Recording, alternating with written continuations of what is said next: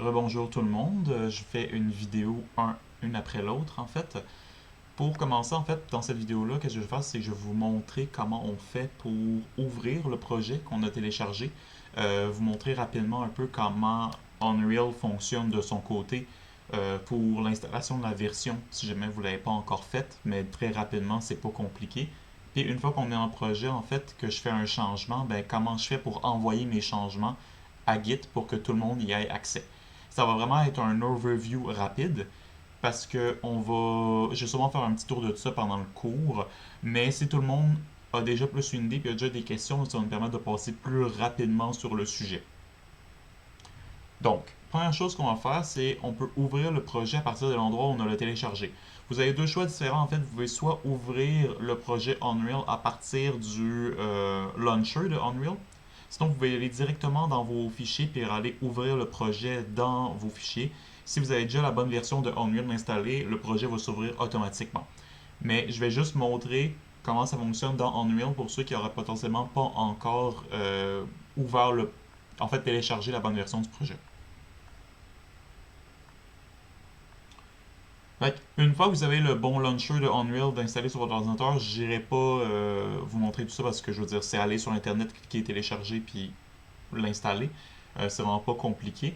En fait, on peut ouvrir le launcher soit à partir du bureau. Moi, je l'ai toujours d'ouvert à côté. Et une fois qu'on est dans le launcher, en fait, c'est pas le launcher de Unreal, c'est le launcher un peu de Epic Games. Et si vous téléchargez Epic Games, vous avez automatiquement la suite de Unreal qui vient dans le launcher avec. Puis on a trois boutons différents, la boutique où tout le monde va chercher des jeux gratuits, puis finalement on a l'onglet en bas Unreal, ici. Quand on est en Unreal, on a différents onglets qui viennent en haut ici. Exemple, marché, bibliothèque, etc. Marché, en fait, ça va être tout ce qui va tourner autour de la vente d'assets. Aussi, à chaque mois, j'ai fait un petit message que j'ai tout le temps au monde à qui je parle. À chaque mois, Unreal donne des packs d'assets gratuits, un peu comme pour Unity. Puis des fois, c'est des packs d'assets qui peuvent valoir plusieurs centaines de dollars. Fait que ça vaut la peine d'aller voir, surtout pour si vous avez besoin de petits projets ou de faire de même. Des fois, il y a des bouts de code aussi. Je vous conseille d'aller voir. Mais nous, ce qui nous intéresse, là, c'est pour la bibliothèque. Sur la bibliothèque, en fait, ce que vous allez voir, c'est qu'on vous allez avoir en haut les versions de moteurs de jeu que vous avez besoin, en fait, que vous avez téléchargé. Après ça, vous avez les différents projets sur lesquels vous avez pu travailler. Puis finalement, en fait, c'est en bas, vous avez tous des packs d'assets. Comme vous voyez, j'en ai quelques-uns que vous pouvez télécharger, en fait, ou acheter de Unreal. Je répète, mais en fait, comme j'avais marqué dans mon message plus tôt, la version d'Unreal qu'on veut, c'est la 5.3.2. Vous pouvez soit l'installer directement sur votre ordinateur ou votre disque dur. Moi, je l'ai sur un disque dur parce que ça prend beaucoup de place, une version de Unreal. Euh, Puis sinon, en fait, si vous ne l'avez pas encore installé, ben, vous pouvez faire plus pour moteur de jeu, puis après ça, aller chercher la version ici. Moi, ça ne me propose pas parce que j'ai déjà téléchargé, mais la 5.3.2. Lancer téléchargement, mettre la vidéo sur pause, puis aller prendre un café ou prendre une marche parce que ça va prendre un bout de temps. Mais une fois que vous avez fait, qu'est-ce que vous faites? Comme j'ai dit, vous pouvez soit aller chercher le projet dans vos fichiers ou vous pouvez ouvrir le launcher de Unreal directement ici. Fait que je vais vous montrer comment ouvrir le launcher avec le launcher d'Unreal en fait. Puis qu'est-ce que vous faites, c'est que vous pouvez faire lancer comme ça ici. Là, ça va prendre un peu de temps.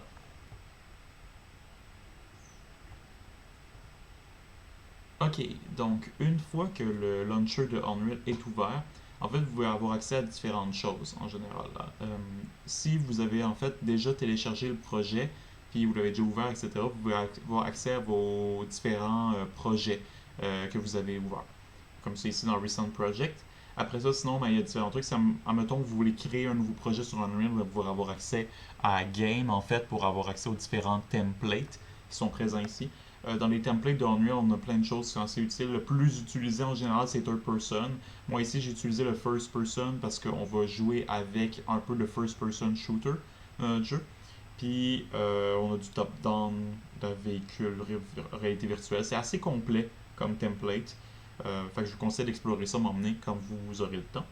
Mais nous, qu'est-ce qu'on va faire ici, c'est qu'on a déjà téléchargé notre projet depuis Git. Fait qu'on va aller chercher ce projet-là dans Git, puis l'ouvrir en fait dans Unreal pour l'ajouter à nos projets ouvrables en fait.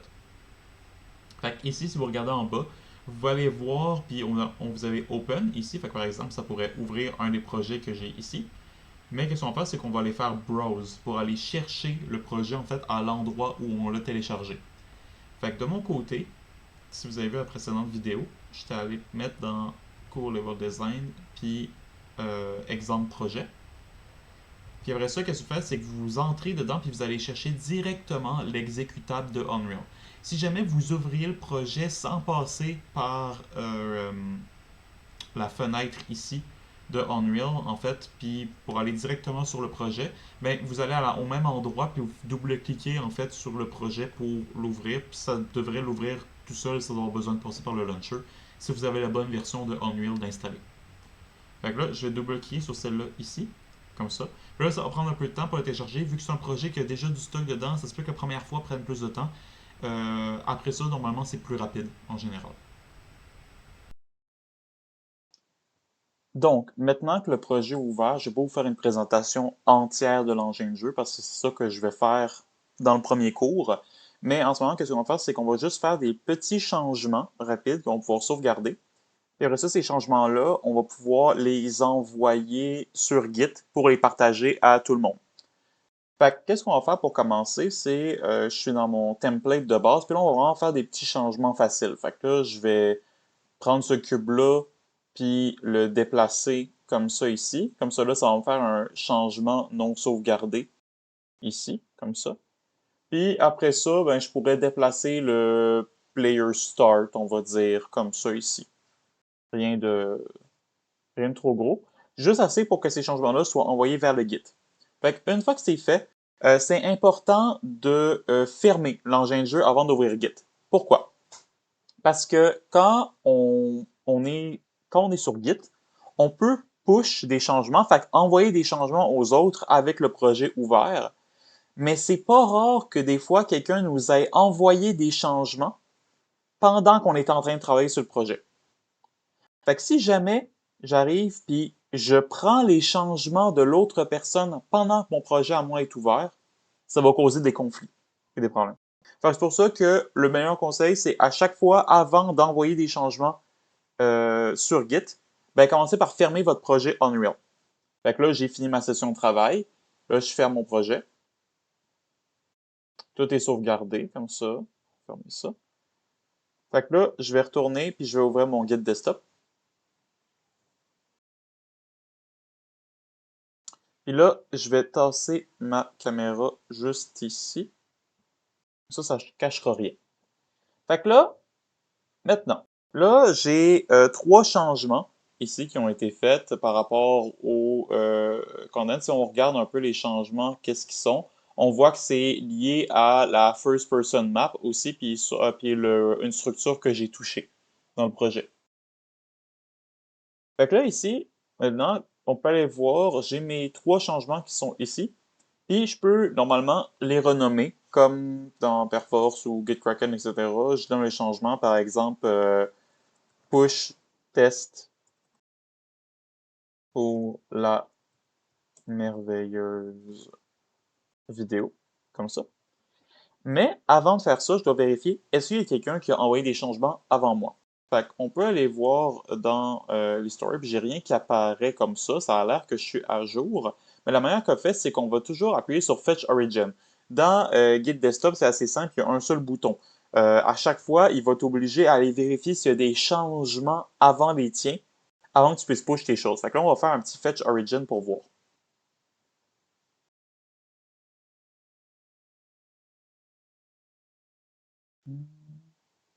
Ah, et là, il voit, ah, ok, quelqu'un a fait un pull sur le projet. Tout à l'heure, qu'est-ce que j'ai fait, c'est que j'ai pris une autre version du projet et j'ai envoyé un changement sur une autre instance du projet pour faire un exemple. Fait que ici, si je regarde je dirais qu'en gros, ça me dit, ben, il y a quelqu'un qui a envoyé des changements, fait qu'il récupère ces changements-là avant d'envoyer les tiens. Ça, c'est qu'est-ce qu'on appelle le pull dans Git. Fait que dans Git, en gros, il y a deux instances, c'est pull et push. Fait qu'avant de push mes choses, je vais récupérer les changements qui ont été mis avant. Fait que je vais faire un pull ici. Si jamais il y a une erreur ou un conflit, c'est à ce moment-là que ça va apparaître, puis les gens vont devoir décider, OK, est-ce que je récupère les changements que tu as faits ou que j'ai faits? Dans le projet qu'on va faire, je vais l'expliquer plus en détail la prochaine fois, mais on va vraiment utiliser un système que chacun d'entre vous, vous allez avoir votre dossier avec vos niveaux pour faire vos level design. Fait que normalement, il ne devrait pas avoir de problème de conflit, mais si jamais à un moment donné, vous avez un problème de conflit, avant d'essayer de régler le conflit, écrivez-moi pour qu'on essaie de régler ça ensemble. Fait que là, j'ai récupéré tout ici. Fait que je suis à jour. Fait que maintenant, ce que je vais faire, c'est que je vais récupérer ça. J'ai toutes mes choses qui sont cochées ici comme ça pour dire que je veux les envoyer. Fait que normalement, le titre, ça suffit, mais vous pouvez aussi ajouter une description de votre push si jamais il y a quelque chose que vous voulez dire de plus. Fait que je vais faire commit to main. Dans le Git, en fait, il y a deux instances. Il y a l'instance de ton ordinateur, puis il y a le main du projet. Fait en gros, qu'est-ce que ça veut dire? C'est que ton ordinateur a des changements. Puis le projet, en fait, c'est le main, c'est le projet général où tout le monde a accès.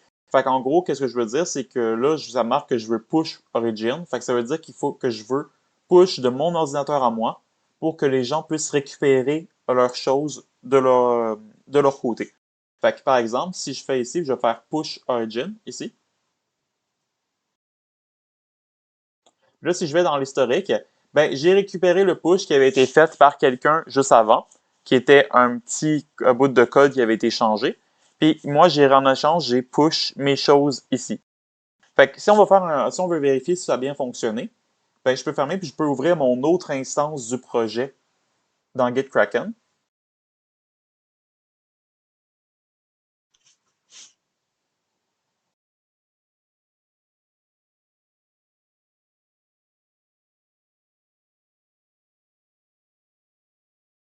Fait.